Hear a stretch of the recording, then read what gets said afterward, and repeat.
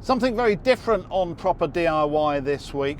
This is the first of a brand new series where I travel the length and the breadth of the country to meet up with what I'm grandly calling the UK's best DIYers. Today I'm on my way to Worcestershire to see Dale, who's been very busy over the last few years working on his house and his extension. And if you think you're a good DIYer and you've got one or two projects that you'd like to show the world, then I want to hear from you. Have a look at the details in the description. In the meantime, I think you're going to enjoy this. I've got a few more miles to get to Worcestershire, so I think I need a bit of music.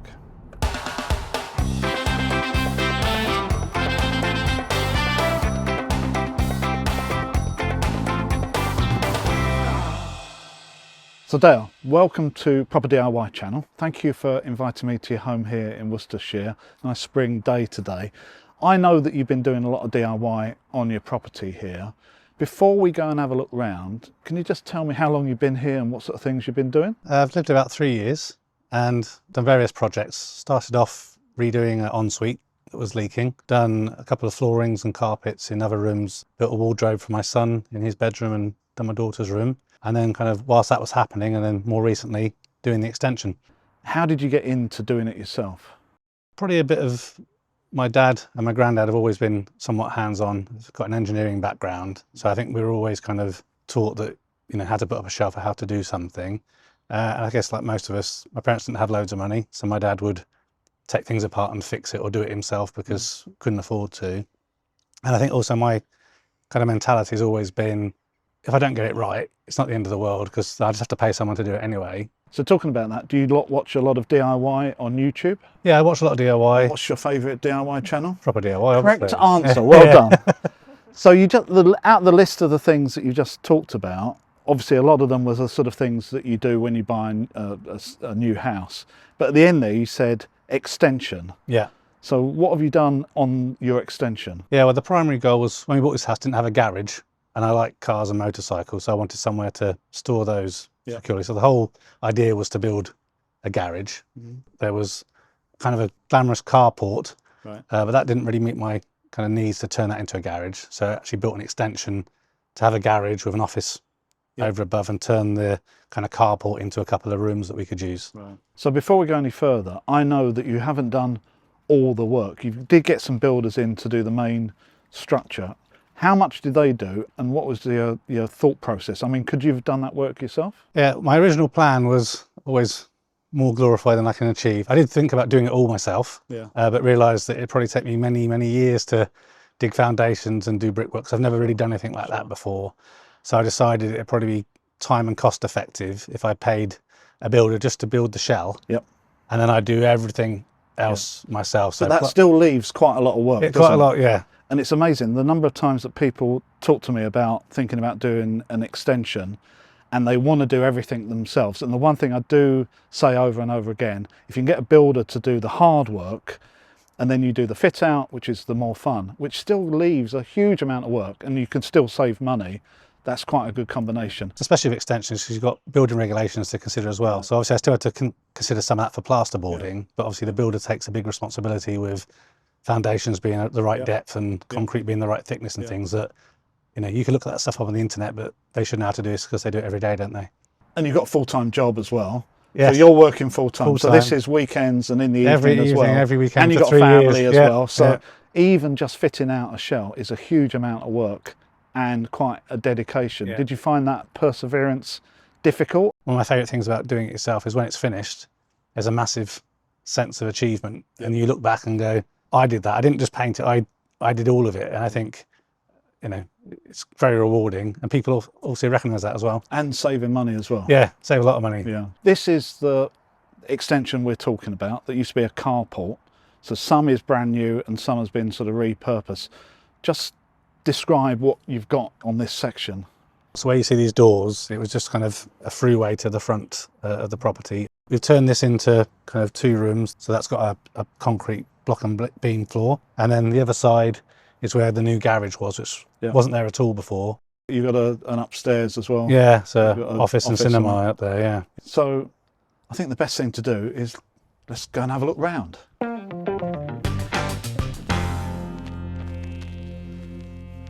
So this used to be the carport that you've now turned into 2 rooms. The floor was put in by the builders. They left me with a basic concrete floor, Right. and then I basically built all of the walls here, so stud walls, and I plasterboarded all of the external walls because he was just outside brick. Yep. So I put timber battens and then plasterboard onto that. Okay. Plastered around the metal beam, put new insulation in the roof because obviously this was all outside, so it wasn't having to be insulated or anything. Sure.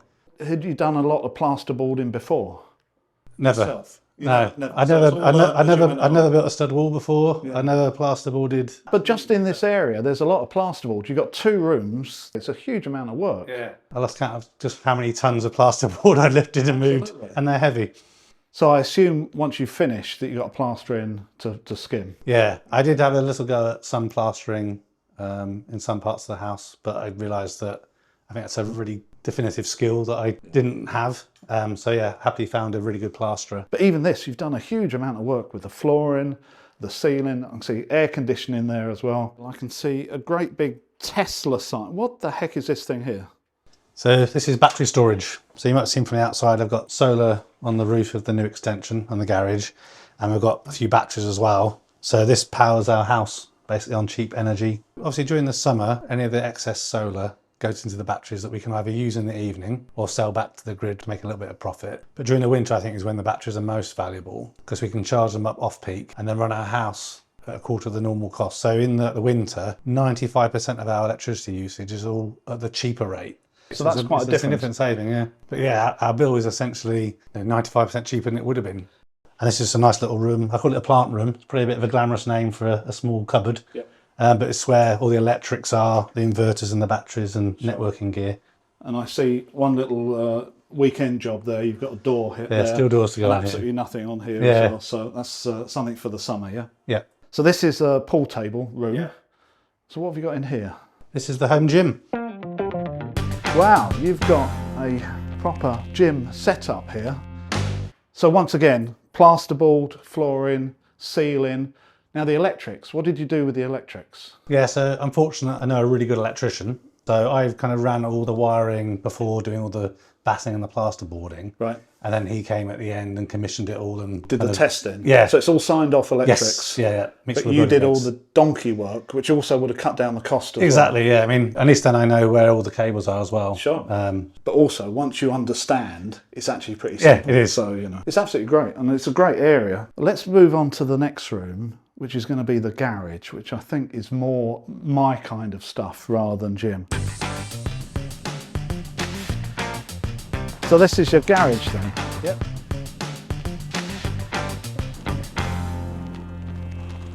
Very cool. So this is some garage then, and quite a nice car. Before we start anything, what type of Lotus is this? A 400. And do you drive it a lot, or do you tinker with it, or what's the... Yeah, I drive it quite a lot. Not for the last year or so. I've been doing some maintenance, obviously, whilst the garage didn't exist. Yep. I had it in storage, but yeah, that's why the wheels are off, just doing some maintenance on it. But we're not necessarily here just to talk about the car. Let's have a look at what you've done in the garage. So the first thing I can see is all these panels at the bottom. Yeah. This, you did obviously all of this. This is a concrete floor underneath it? Yeah, concrete floor underneath with the tiles on top to just kind of make it look cleaner. Yeah. And it's a bit more comfortable to work on. Yeah, it does looks really nice. How did the builders leave this garage when they finished? Did it have a door, or was it painted or skimmed? Or no doors, no shutter, no door. All we had basically is standard breeze block, no plasterboarding on the stairs or anything like that. Sure. Just concrete floor. And I see you've got the hex type ceiling that you see on YouTube quite a lot. I think everyone has it now, unfortunately, but it does look good. No, I think it looks great, and especially painting a dark ceiling, it sort of shows it off quite nice. And then the reflection on the car really sort of suits it. And to be honest with you, if you've got a car like this, I think you need a garage fit out like this as well. And I also see a lot of Ryobi in there. Are you into Ryobi tools? Yeah, I think I'm a massive fan of Ryobi. The stuff works well and it's reasonably well priced as well. So in my workshop as well, lots of Ryobi products. Lots of cleaning stuff, Ryobi stuff. I can see a heater here. You've got a shower upstairs? Yeah, shower and sink upstairs. So that's the water heating just for that room up there. And who installed that? Did you get a plumber to come in and do that? I did that as well. What, all the plumbing? Yes. So you've obviously been watching James from Plumber Parts, I assume? Yes. So James, we don't need you anymore. Dale's doing it on his own. And I've just seen something else. This is an ultra quiet compressor. Yeah. This is the quiet one. Is it very quiet? Yeah, it's pretty quiet. What do you use this for? Just tyres and... Tyres, and just makes it's good for blowing out crud from nooks and crannies and in the car and stuff. What sort of power supply have you got fitted here? Obviously for the lift, we need to have a dedicated connection just for that. Okay. So again, that had the electrician kind of advise me what we needed to that. So this was just making sure I had the right connectivity, because you can't run one from a 3-pin plug. So this is all very the in thing these days, but it does keep all your tools in one place. So this is quite a nice setup. And before we go any further, I do have to say that Dale has actually got his own YouTube channel called Spectrum Geeks, and you've got another one regarding flying. So what are those two channels? So Spectrum Geeks, I do kind of all kind of tech reviews and stuff on there. And then my new channel, Left Seat Culture, which is all just about general aviation here in the UK. So if you want to see some of the videos on what Dale has done on this extension, go and have a look at Spectrum Geeks. The link will be in the description below. I'd highly recommend that. You'll see more detail than we're seeing today, because we haven't got time to do everything. Right, let's move on. And you've got 3 bikes here as well. So you're obviously into your, not only your cars, but your bikes. Yeah, very fortunate to have a few bikes as well. Again, mostly undercover because the weather's not great at the moment, is it? But yeah, when the sun's shining, it's nice to go out. But it's really nice the way you've done this garage, because it suits the vehicles and that you've got in here, and it means you can keep everything together and everything in one place. It's really well done. So there's one more thing we need to look at, and that is upstairs. Above us, yeah. And this is how you get upstairs. There's a secret door at the back, and you'll be interested in this. Come and have a look. So this is a really nice area you got upstairs, and obviously this is your home office. Is this where you work? Yes, where I work every day, yeah. So it's just sort of enclosed and pretty private as well. It's a private space, yeah. Now this wall looks very similar to a slat wall that I put into the bedroom at some point. So you made that yourself, obviously. Yeah, I did, yeah. I looked at buying the kind of pre-made stuff, but much cheaper to do it yourself. And once again, all the plasterboard, all the electrics, all the flooring, and the carpet we saw on the way up. Yeah. You did all of that? Yeah, and the stud walls for the bathroom and for the storage area. Everything's done, yeah. Difficulty in an area like this is just space. How did you get everything up the stairs on your own and get organised? Yeah, well, it took some going. The first few times getting them up, they did get a little bit damaged, but then I worked out there was a really good way of getting the right angle and everything. But yeah, it took a few goes. So just out of context, so people understand, to do an area like this, it isn't that big, but it's a little bit awkward. How long did this take you? Probably over a month. Really? Just a combination of bringing them Keep up. plodding on, keep Yeah, cutting it. I think especially because it's a vaulted ceiling, then trying to hold them up. And then you've got all the reveals around the windows as well. And I see a door here. What is this? So a little shower room. So there's a small shower, bathroom and sink in there. So as well as your study, you've actually got a bathroom up here as well. Yeah, well, my plan was, obviously I can use it. Kind of backup plan for this space was if ever I needed to be in a situation where I need to rent it out, it'd be good to have kind of a living space, sleeping space, and obviously somewhere that people can shower and wash themselves. So during the design of this, you specified there was going to be a soil pipe and water as well, because you'd already decided that you wanted a bathroom. Exactly, yeah. But this is a good example of this needs to be thought about right early on when you're designing rather than later in the build, because the builders need to know that.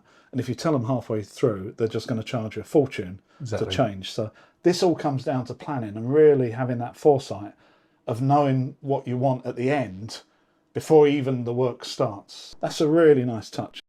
So the other thing I see is you've got this sort of long corridor here, which is obviously storage. Yes. But if you've got a corridor there, does that mean there's something behind here? Yeah, there's a little secret behind this door.